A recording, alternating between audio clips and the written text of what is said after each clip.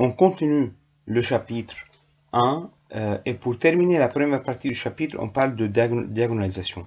Donc on dit que l'endomorphisme F est diagonalisable si on peut trouver une base dans laquelle la matrice associée à F est diagonale.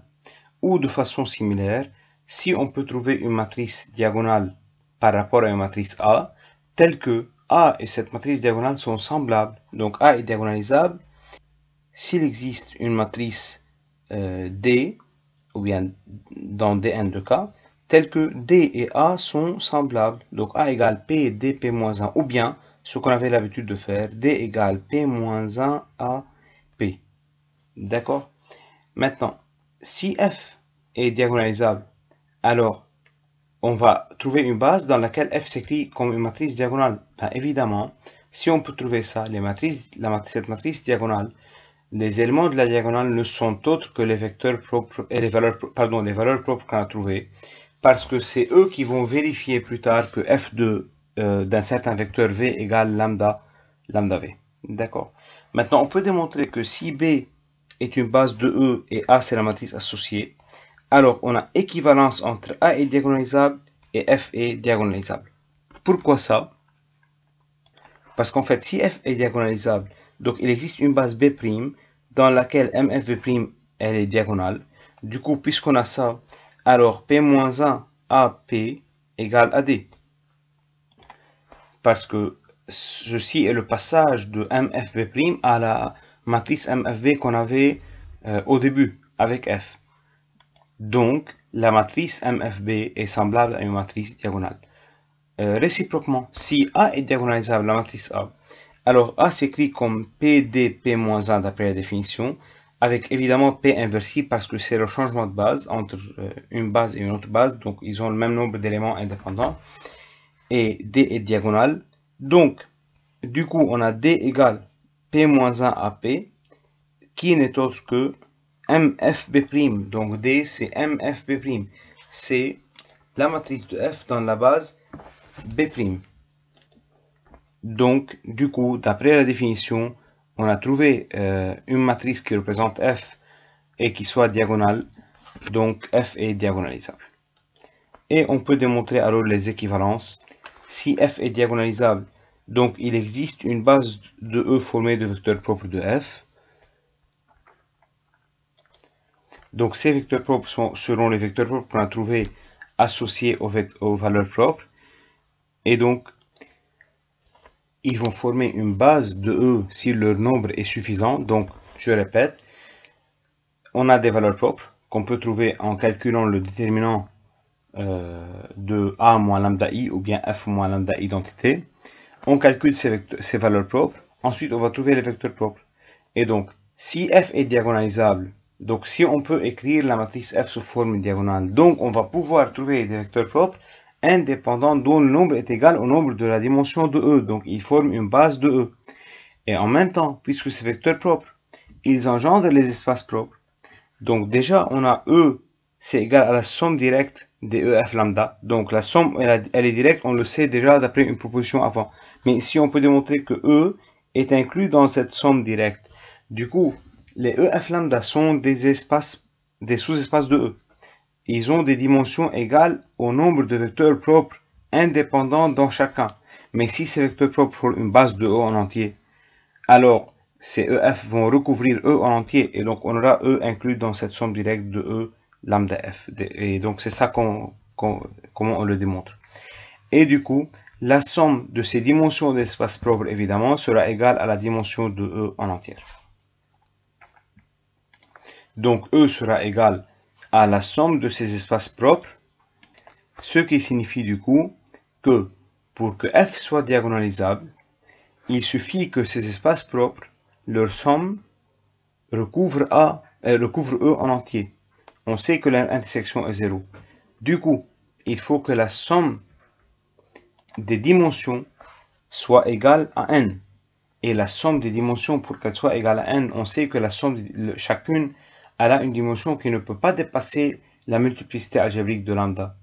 Donc, du coup, il faut que la multiplicité algébrique de lambda soit égale au nombre de vecteurs propres associés à ce lambda.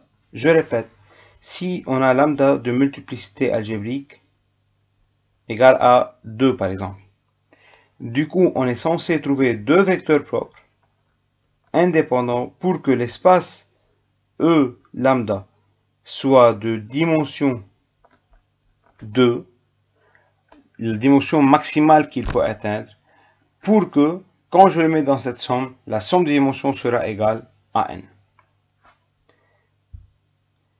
Théorème alors, soit f appartient à L de E, ou bien A appartient à Mn de K, alors f respectivement A est diagonalisable si et seulement si P est scindé dans K. Donc on peut trouver des vecteurs, des valeurs propres. Le nombre des valeurs propres qu'on peut trouver est égal à au degré de f, mais évidemment on va compter le vecteur propre de multiplicité plus grande que 1, on va le compter plusieurs fois. D'accord? Et il faut que pour tout lambda dans le spectre de f, la dimension de l'espace propre soit égale à la multiplicité algébrique de lambda. Donc il faut que la multiplicité géométrique de lambda soit égale à la multiplicité algébrique de lambda. Et là on démontre ce que je viens d'expliquer tout à l'heure. Donc on suppose que f est diagonalisable, donc il existe une base B de E telle que MFB s'écrit comme une matrice diagonale. Donc ça c'est la définition du diagonalisable. Du coup, le PF est scindé et sera égal au produit de lambda i moins x, évidemment, puisque là il a lambda i comme racine et le nombre est n en comptant ceux qui ont des multiplicités multiples plusieurs fois.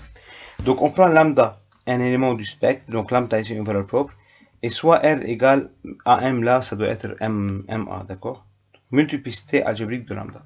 R c'est la multiplicité algébrique de lambda. Donc si le spectre de F contient les valeurs propres de lambda 1 à lambda p, le nombre ici est inférieur ou égal à n si il y a des valeurs de multiplicité supérieures à 1, et Ri c'est la multiplicité algébrique de lambda i. Alors E c'est la somme directe des espaces propres.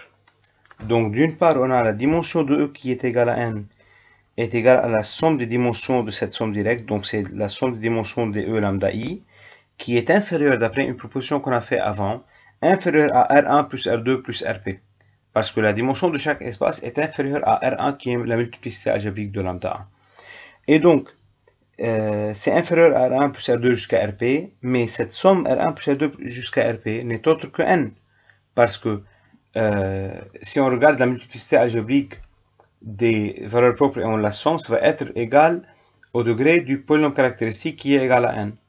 Et par conséquent, la dimension de E lambda 1 plus etc. plus la dimension de E lambda p égale à R1 plus R2 jusqu'à Rp, parce que d'un côté on a n et de l'autre côté on a n aussi.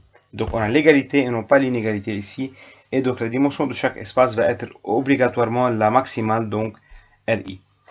De façon réciproque, si la dimension de chaque espace c'est la multiplicité algébrique de lambda i, alors la somme des dimensions sera égale à la somme des dimensions ou bien la somme des multiplicités, donc c'est égal à n qui est la dimension de E. Donc f sera diagonalisable dans ce cas. Donc évidemment comme conséquence, si le polynôme contient des valeurs propres mais il n'y a aucune qui a une multiplicité supérieure à 1, donc si toutes les valeurs propres sont distinctes 2 à 2, donc évidemment, pour chaque valeur propre, on va pouvoir associer un vecteur propre et f ou a sera diagonalisable. Et aussi, on peut alors calculer la dimension de E à lambda, qui est la dimension du kerr de A moins lambda i, ce que j'avais dit avant, qui est égal à n moins le rang de A moins lambda i. Donc si le lambda est une valeur propre simple, donc ceci va donner que la dimension du kerr est égale à 1. Et si lambda n'est pas une valeur propre simple, alors il suffit de trouver le rang de la matrice A moins lambda i pour savoir la dimension. On fait maintenant l'exemple de la matrice A égale la suivante, quoi. Donc on calcule déjà le déterminant de A moins lambda i pour chercher les valeurs propres. Et on va le mettre égal à 0 pour trouver les lambda. Donc on va avoir 2 moins lambda, 1, moins 2, 0, 1 moins lambda, 0, et 1, 1, moins 1, moins lambda. Donc on calcule ce déterminant. il va donner, on va le faire tout de suite, on va faire le calcul, donc c'est moins 1 moins lambda, facteur 2 moins lambda, fois moins 1 moins lambda, plus 2. Et donc ça donne moins 1 moins lambda, facteur, et à l'intérieur ça va donner, il y a un lambda carré là, et donc c'est lambda carré, moins lambda carré, plus lambda. Voilà, donc c'est égal finalement à lambda, ou bien moins lambda, facteur 1 moins lambda au carré. Donc les valeurs propres, on a le lambda 1 égale 0, c'est une valeur propre simple. Et lambda 2 égale 1, qui est une valeur propre de multiplicité algébrique 2. Donc on cherche maintenant l'espace propre. Les vecteurs propres x sont les vecteurs propres qui vérifient 1 moins lambda i fois x égale à 0. Donc on va chercher x, donc je vais dire chercher x tel que a moins lambda i fois x égale à 0. Dans le premier cas pour lambda 1, donc lambda 1 égale à 0, pour lambda 1 égale à 0, donc on va chercher la solution de ceci, 2, 0, c'était quoi, 2, 0, 1, 1, 1, 1, moins 2, 0, moins 1, fois, disons, x, y, z, égale 0, 0, 0. Et donc ça va donner le système 2x plus z égale 0, x plus y plus z égale 0, et moins 2x plus, ou bien moins z égale à 0. Et donc ce système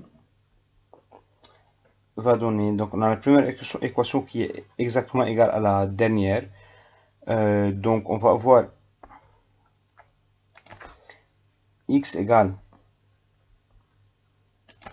moins z sur 2, ou bien z égale moins 2x.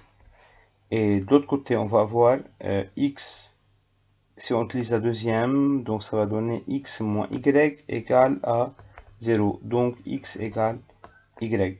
Du coup, on va donner une valeur à z par exemple. Si z égale à 1, on va avoir x, c'est le vecteur donné. Bon, avant de donner la valeur de z, c'est un vecteur donné alors par x, x est moins 2x. Donc égale x, 1, 1, moins 2. Du coup, 1, 1, moins 2 est un vecteur propre. Donc V1 égale 1, 1, moins 2 est un vecteur propre associé à lambda 1 égale 0. Voilà. D'accord? Du coup, EA0 est l'espace propre associé. Il est engendré par un seul vecteur propre qui est 1, 1, moins 2. Donc il est engendré par ceci, et la dimension de EA0 égale 1 égale multiplicité algébrique de lambda 1. Là, il n'y a pas de souci, évidemment, parce que lambda 1 est une valeur simple. Maintenant, pour lambda 2 égale 1, on refait la même chose. Maintenant, on va retrancher 1 de la matrice. Donc, ça va être de la diagonale. Donc, ça va être 1, 0, 1. Donc, c'est 1, 0, 1. Ensuite, on a 1, 0, 1 pareil. Et moins 2, 0, moins 2. Fois x, y, z égale 0, 0, 0. Donc, on a x plus z égale à 0. Donc, x égale moins z. Et on a x plus z aussi égale à 0, qui est la même équation. Et puis, moins 2x moins 2z égale à 0. Donc, c'est aussi la même chose. Du coup, le vecteur grand X s'écrit comme x fois 1, 0, 1 plus y 0, 1, 0. N'est-ce pas? Parce que ce n'est autre que x, y, x. C'est tout ce qu'on a pu trouver. Donc, on va définir donc soit V2 égale 1, 0, 1 et V3 égale 0, 1, 0. deux vecteurs propres associés à lambda 2 égale à 1, et donc l'espace EA1 sera l'espace engendré par les deux vecteurs 0, 1, 0 et 1, 0, 1. Et la dimension de EA1 égale 2 égale la multiplicité algébrique de lambda 2. Donc là, il n'y a pas de souci, c'est égal à la multiplicité algébrique.